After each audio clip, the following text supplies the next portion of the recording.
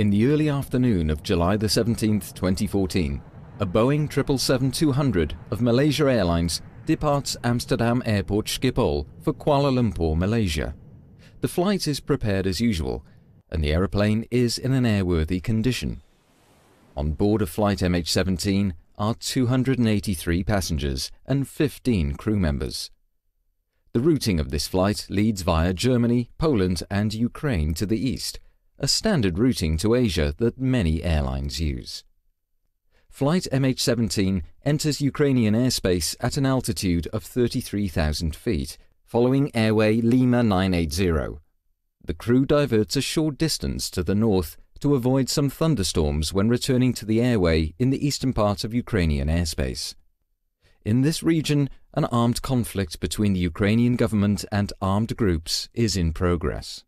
Therefore, lower levels of the airspace are restricted for civil air traffic. Flight MH17 is routed above this restricted airspace to waypoint Romeo November Delta in the Russian Federation. Until that moment, the flight proceeds normally.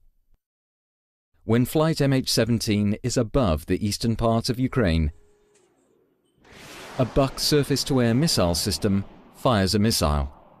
It travels almost at 3 times the speed of sound and carries a 9N314M model warhead. Inside it is an explosive core surrounded by 2 mantles containing preformed iron fragments. Radar guides it to its target, where it is detonated by means of a proximity fuse. A Buk surface-to-air missile can reach an altitude of 80,000 feet, exceeding the flight altitude of flight MH17 by far. At 20 minutes and 3 seconds past 1, this warhead explodes to the left and above the cockpit of MH17. About 800 preformed fragments perforate the aeroplane. This impact, combined with the blast of the explosion, causes the cockpit and the business class section to separate. As it descends, the aeroplane disintegrates. Flight MH17 disappeared from the radar at 20 minutes and 3 seconds past 1 UTC. Very soon, the first reports were made of wreckage falling down in the eastern part of Ukraine. In an area of about 50 square kilometers, 6 sites were identified where parts of the aeroplane came down.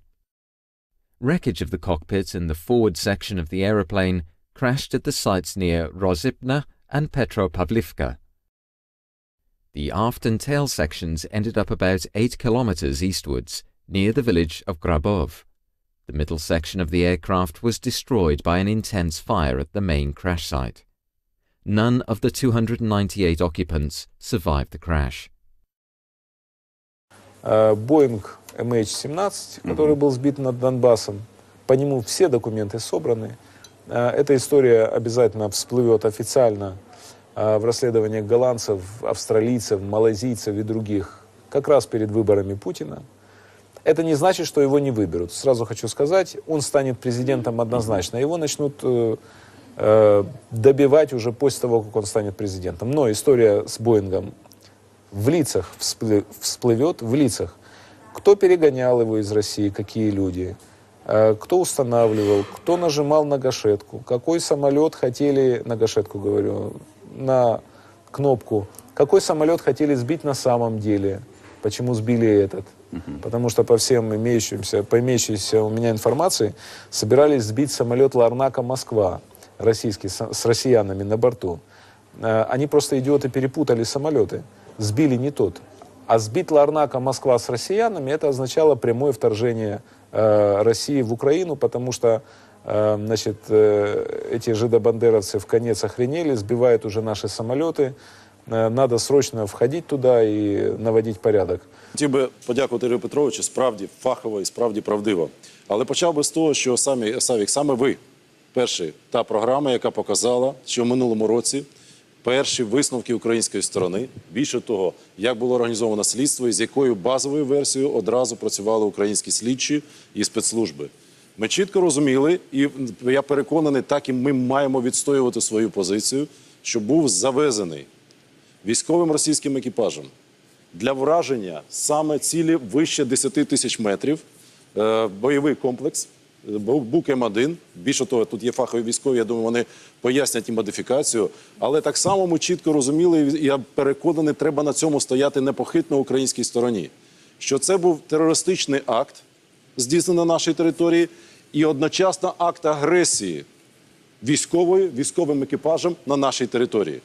Те, що ціллю агресора був пасажирський літак, так само ми тоді мали можливість і показали, дякуючи знову ж таки вашій програмі, що нашу територію перетинав і російський літак компанії «Аерофлот» над Донецькою областю, над Первомайським, і малазійський, на жаль, літак теж Донецькою областю і над іншим Первомайським. Насправді слідство вийшло і зараз в міжнародній групі працюють далі, я сподіваюся, принципово, на те, що був наказ знищувати пасажирський літак і готувати привід для військової агресії проти України. Привід – це загибель росіян з дітьми, які летіли з Москви на Кіпр. О незакрытии воздушного пространства. В итоговом отчете Голландского совета по безопасности четко сказано, что за последние годы в вооруженных конфликтах, 10 конфликтах вооруженных, там Южный Йемен, Судан, там Ирак, Афганистан и так далее, в 10 случаях не закрывалось воздушное пространство на крейсерской высоте. То есть Украина здесь совершенно, что не оригинально. Она делала все правильно. Я хочу поправить американского коллегу.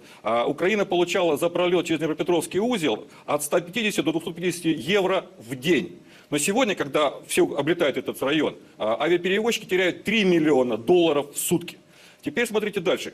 Был ли Боинг направлен в район? Да? Мы много об этом говорили, что его украинский диспетчер отклонил на север там, и так далее. Да, до 14 километров даже называется. Да, на самом деле, если мы посмотрим переговоры диспетчеров, мы увидим совершенно противоположный.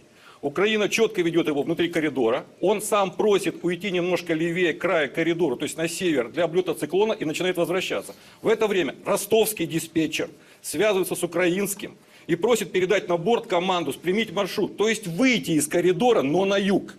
Украинский диспетчер переспрашивает, правильно ли он понял, и после подтверждения Ростова он успевает передать на борт команду «Спрямить маршрут», тем самым выйдя из коридора. Экипаж это принял, это было последнее, что экипаж То есть он сделал это по просьбе фактически российского диспетчера? Да, по просьбе России. Но это просто совпадение. Потому что когда экипаж говорил, что он эту команду принял, Бук уже подлетал.